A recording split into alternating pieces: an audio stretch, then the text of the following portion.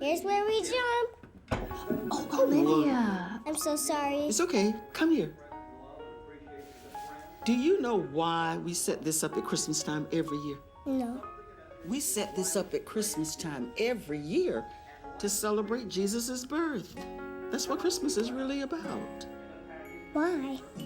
Because he was the most important gift this world ever had. He's our Savior.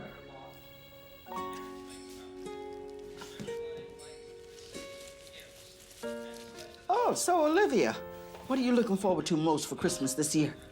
Besides the presents? Yeah, besides those, of course. Well, no school for 2 weeks. And of course, your famous triple chocolate cookies. Do you really think I'm gonna make those? I hope so. Well, let's not forget what Christmas is really about. I know, Grandma. It's about Jesus.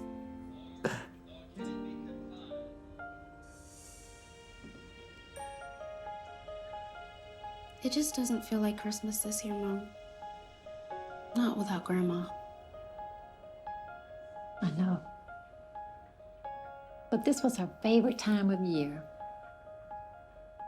And one of her favorite things to do was to set up the nativity scene with you. Mine too.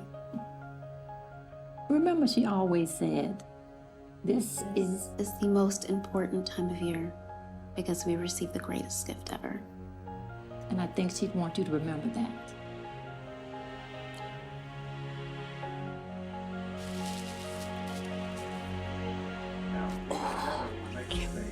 But what about the angel? Well, the angel told the wise men about the birth of baby Jesus. It was the best gift that we have ever received. But why? Jesus is our Lord and Savior. Because of him, all of our sins are forgiven. So we celebrate his birth. You understand that Christmas is about your salvation and about your eternal life.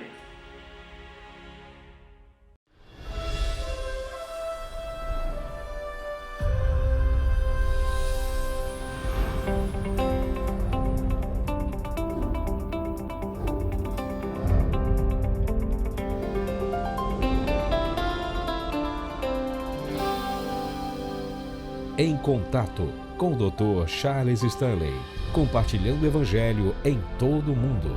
A seguir em Contato, a chave para tomar decisões sábias. Como você toma decisões? Qual é a base do seu processo de tomar decisão? Todos nós tomamos decisões todos os dias, às vezes parecem insignificantes, e elas se tornam, como vemos com o tempo, muito significativas. Às vezes essas decisões têm pouca ou nenhuma consequência, mas às vezes têm grandes consequências. Às vezes as consequências são alegres, outras vezes elas não são. Estamos todos no processo de tomar decisões. E essas decisões não afetam só a nós, muitas vezes afetam outras pessoas. E todos temos uma base para tomá-las. Ou seja, todos tomamos decisões baseadas em algo. Mas o que eu quero falar nessa mensagem é como tomamos decisões piedosas, como tomamos sábias decisões em nossa vida. Bem, há muitos exemplos na Escritura, mas eu quero que olhemos para uma passagem em particular e um homem em particular que aprendeu muito cedo na vida como tomar decisões piedosas. E quero que olhemos o contraste entre o caminho certo e o errado. Então, eu gostaria que você abrisse no livro de Daniel. E eu gostaria de te dar uma pequena informação. Todo mundo conhece Daniel pelo fato de ele estar na cova dos leões. Porém, mais importante que isso, é uma coisa que seus pais lhe ensinaram muito cedo na vida. Bem, Jeremias, o profeta, esteve profetizando sobre a razão de Israel por um longo tempo, que, por causa da pecaminosidade, porque se afastaram de Deus, o julgamento de Deus viria sobre eles. Então, aqui está uma coisa, por exemplo, que ele diz. Portanto, assim diz o Senhor, o Deus dos exércitos. Visto que disseste esta palavra, eis que põe as minhas palavras na tua boca em fogo, e este povo em madeira que os consumirá. E este é o julgamento, ele disse. Eis que estou trazendo uma nação de longe contra vós. Ó casa de Israel, diz o Senhor, é uma nação robusta, é uma nação antiga, Uma nação cuja língua você não conhece, nem pode entender o que ela diz. A sua aljava é como uma sepultura aberta. Todos eles são poderosos. Eles devorarão sua colheita e sua comida. Devorarão seus filhos, suas filhas, devorarão suas ovelhas, seu gado, devorarão suas vinhas, suas figueiras e com a espada derribarão as tuas cidades fortificadas em quem confias. Contudo, mesmo naqueles dias, declara o Senhor, não farei de você uma destruição completa. Bem, naturalmente não gostaram. Então o que eles fizeram? O jogaram na cadeia. Eles não gostaram do que ele estava profetizando, então colocaram na cadeia pensando que isso impediria. Mas eis o que aconteceu. No capítulo 32, então o Senhor veio a Jeremias dizendo: Eis que eu sou o Senhor, o Deus de toda a carne, há alguma coisa difícil para mim. Portanto, assim diz o Senhor, eis que estou prestes a entregar essa cidade nas mãos dos caldeus e na mão de Nabucodonosor, rei da Babilônia, e ele a tomará. Então, quando você vai ao livro de Daniel, o que está acontecendo é que o que acabamos de ler profetizado começou a acontecer, e é que Nabucodonosor atacou Jerusalém, Judá, e levou embora centenas e centenas e centenas de pessoas. Matou muitos, é claro, queimou os portões, derrubou os muros, e um daqueles que foram levados para a Babilônia foi Daniel. Ele provavelmente tinha entre 13 e 16 anos de idade, alguma coisa por aí. E ele, junto com várias outras crianças hebreias, jovens, foram levados à Babilônia, e um rei disse: Eis o que eu quero fazer. Eu quero pegar os mais espertos, os mais educados, aqueles que são de boa aparência, aqueles que parecem ter muito potencial. E o que queremos fazer é babilonizá-los, ou seja, queremos que eles pensem como nós pensamos. Ajam como agimos, vivam como vivemos. Então, essas coisas começaram a acontecer na vida deles e, é claro, eles foram crescendo no meio de tudo isso e, até certo ponto, não houve resistência. Eles fizeram exatamente o que eles tinham que fazer. Então chegou um tempo em que decidiram: não mais. Não podemos fazer isso. É aqui que nos posicionamos. Então, o que eu quero que falemos nessa mensagem é isso. Eu quero falar sobre toda essa ideia de qual é a base sobre a qual você toma decisões em sua vida. E há duas palavras que eu quero que se lembre. Se você esquecer tudo sobre esta mensagem, porque aqui está o cerne de tudo que queremos falar. E eu quero definir, primeiramente, a diferença entre um princípio e uma preferência. Um princípio é uma regra moral, baseada na palavra de Deus, guiando nossa conduta. É um modo de conduta fixo ou predeterminado. Isto é, se eu vou agir com base em um princípio, então é um princípio moral na palavra de Deus. É uma forma de pensar e uma maneira de tomar decisões quando uma pessoa chega a isso.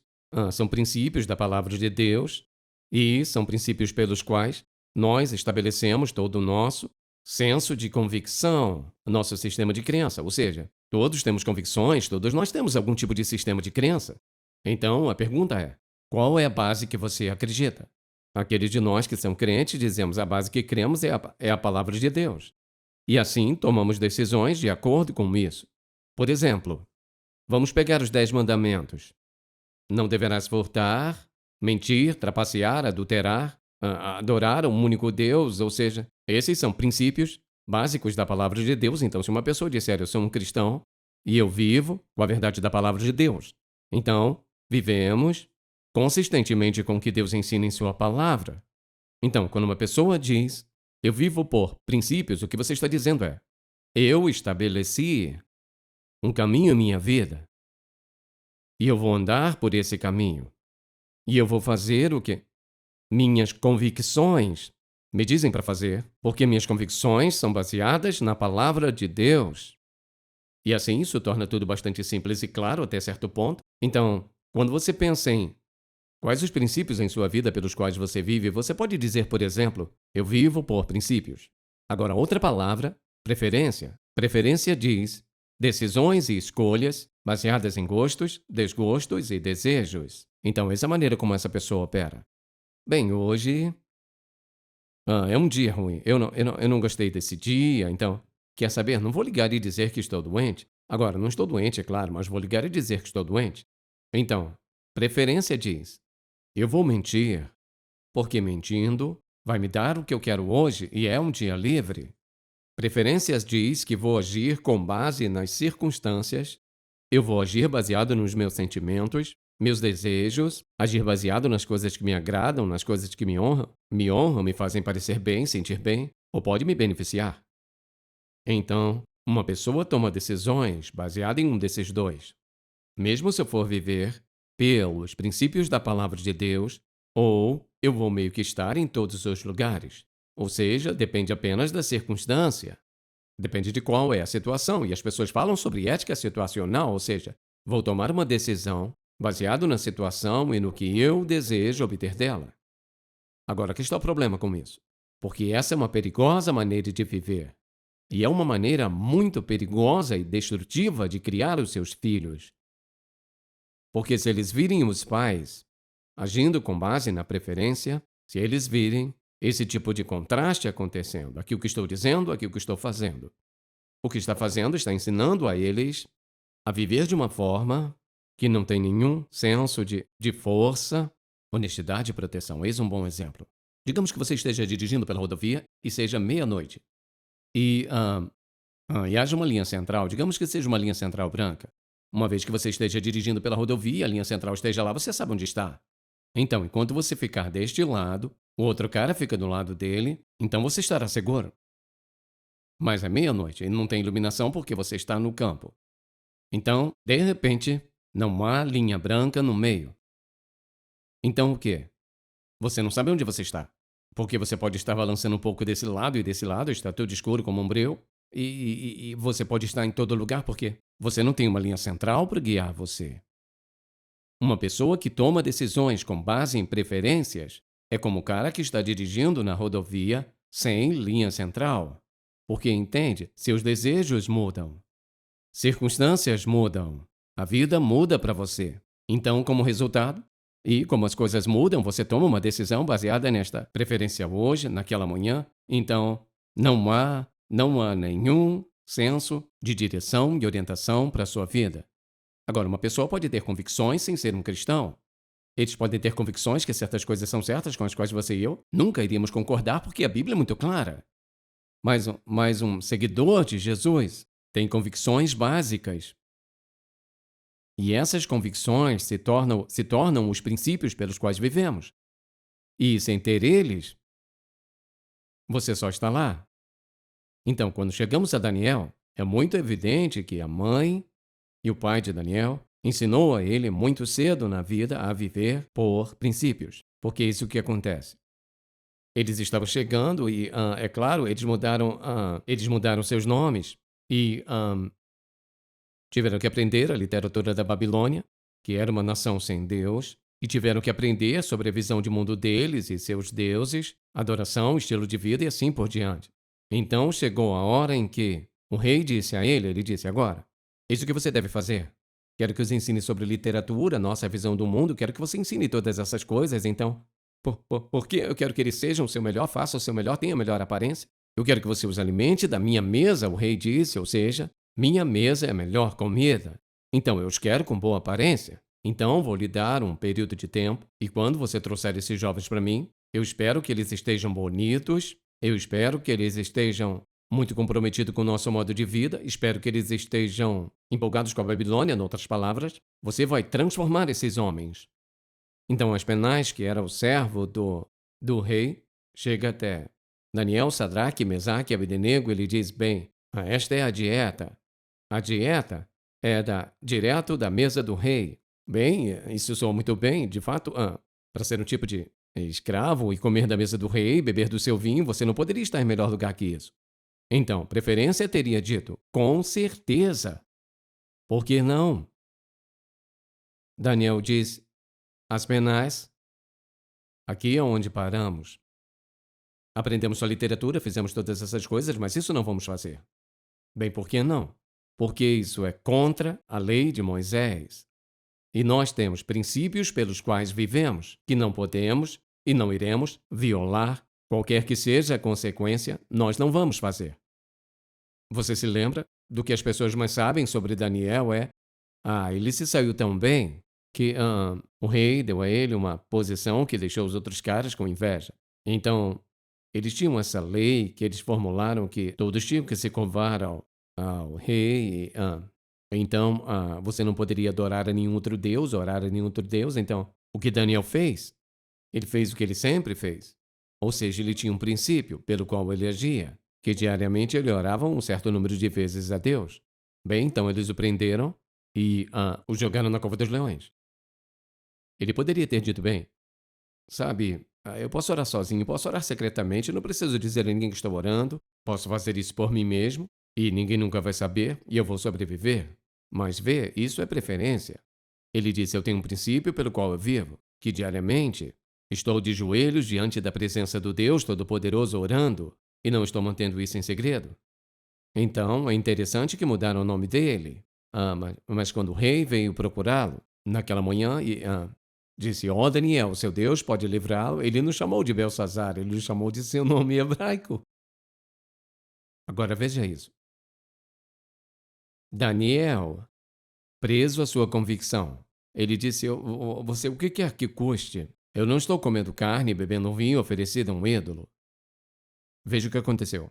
Deus não apenas o poupou, mas Daniel viveu cerca de 70 anos sob 4 reis.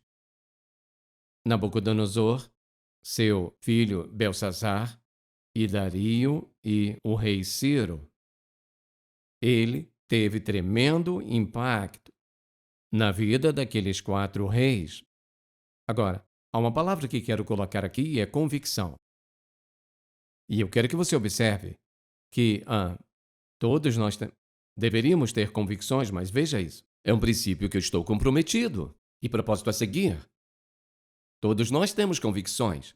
E é como se algumas pessoas tivessem convicções que não são bíblicas. Mas porque nós somos seguidores de Jesus Cristo, então, princípios bíblicos deveriam ser a base de todas as nossas convicções. Essas são as coisas que guiam o nosso pensamento e assim por diante. Agora, vamos pensar em algumas dessas áreas nas quais você deve ter inabalável ou inalterável convicção, por exemplo. Vamos pegar Jesus. Você tem uma inalterável e imutável convicção sobre o fato que Jesus Cristo é o Filho de Deus e o único Salvador do mundo. Você tem convicção disso? Por exemplo, vamos pegar dinheiro. Você tem princípios sobre dinheiro? Ou seja, que o dinheiro não é para ser Deus. Dinheiro é um meio de realizar ou alcançar ou dar ou ajudar, o que quer que seja. Há muitas coisas boas sobre dinheiro. Mas será que eu tenho uma preferência sobre dinheiro a ponto de, ouça, se for preciso trapacear um pouco aqui, está tudo bem. Por exemplo, você está indo ao supermercado e a moça te dá R$100 a mais do que deveria te dar.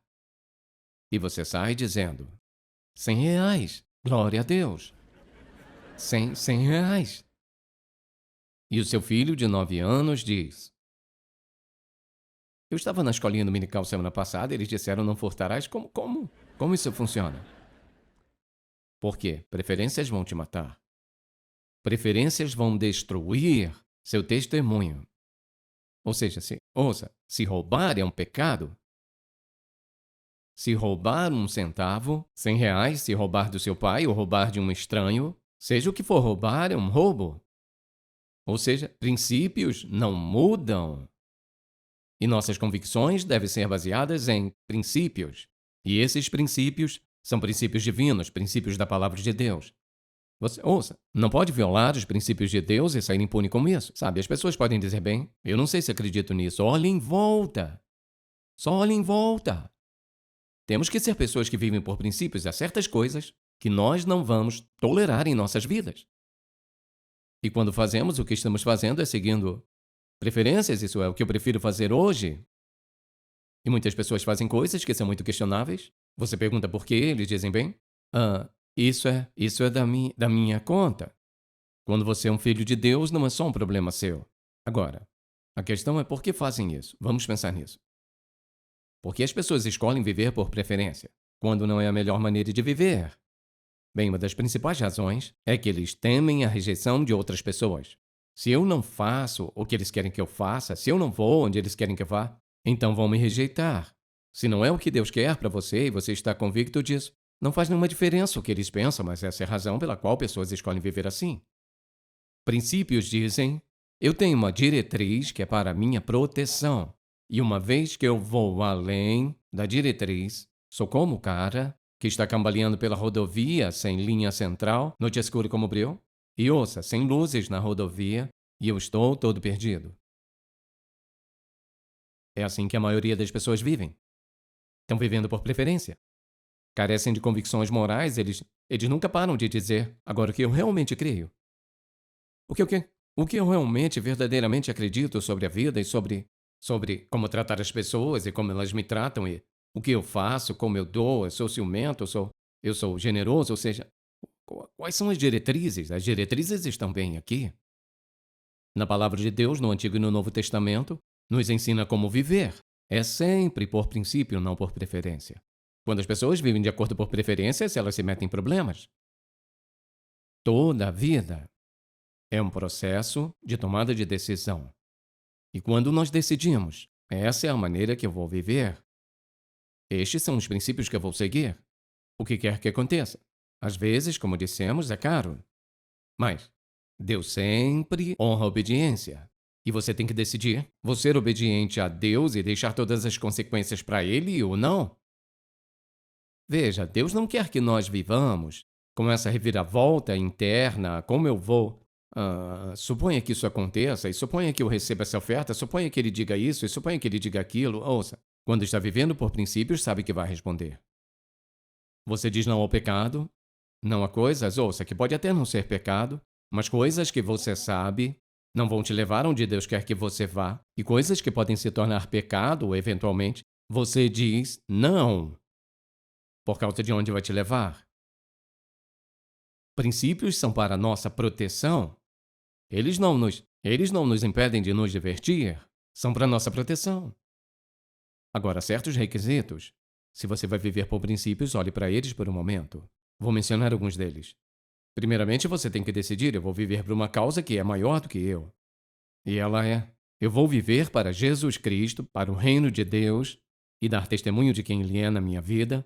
Eu vou viver para algo que é mais importante, maior do que eu, e é o reino de Deus. Esse é o número 1. Tenho que decidir: viver para mim mesmo, qualquer uma dessas coisas. Segundo lugar, eu tenho que ser muito claro. Preste atenção. Eu devo ser muito claro em minha mente quanto ao que eu acredito. Agora veja isso. Existem coisas que são inegociáveis. Se você é solteiro e alguém quer ir para a cama com você, isso é inegociável. Não. E quanto a inegociável, quer dizer, essa conversa acabou, a decisão foi tomada, passamos para o próximo assunto. Inegociável. Uma vez que você recebe uma oferta de algo que não é de Deus, veja isso. E você começa a se voltar para isso, a fim de considerar isso.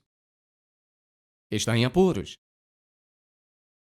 Se você tem um princípio em sua vida, ouça, princípios não mudam. Eles não alteram.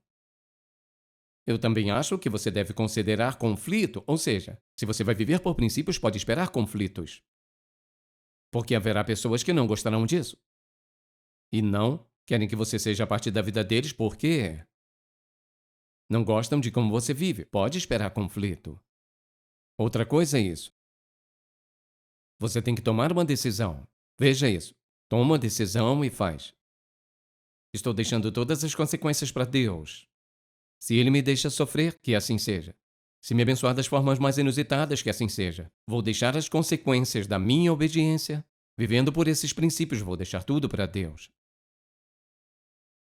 Mas tem que chegar à conclusão em sua vida e tomar essa decisão. E a última coisa é essa. Se quer viver por princípio, você tem que crer na soberania de Deus, que Ele está no absoluto controle de cada uma coisa. Ou seja, quando você vive por princípios, está obedecendo a Ele. Portanto, você acredita que Ele é grande, poderoso o suficiente, amoroso o suficiente, e interessado em você o suficiente. E com você em todas as circunstâncias da vida, que tem que se preocupar com as consequências de quem ele é. Então eu só quero te perguntar uma coisa.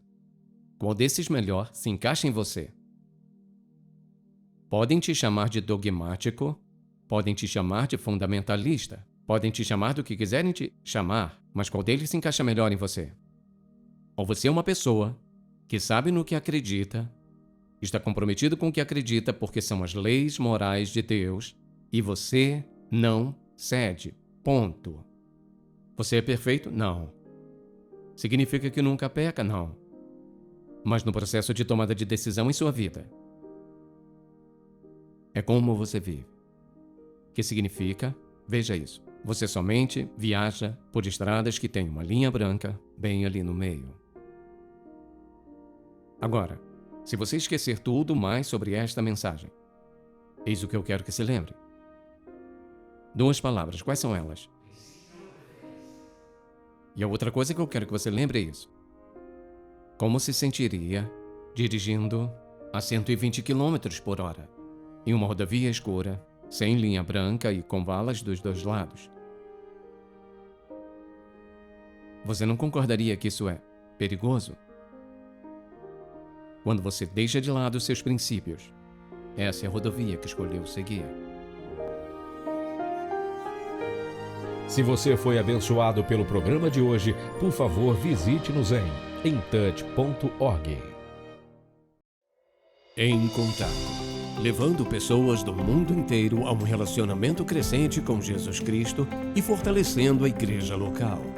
Este programa é patrocinado pelo Ministério Em Contato e é possível pela graça de Deus e suas orações e ofertas fiéis.